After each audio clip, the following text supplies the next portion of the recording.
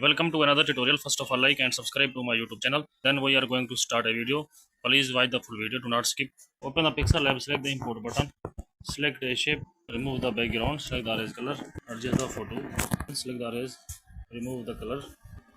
Change the background color. Then select the sticker. Adjust the color.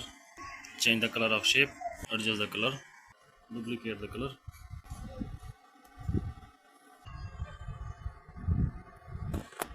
Save the shape and color. Duplicate the shape. Select the opacity effect shadow enable button on. Adjust the photo.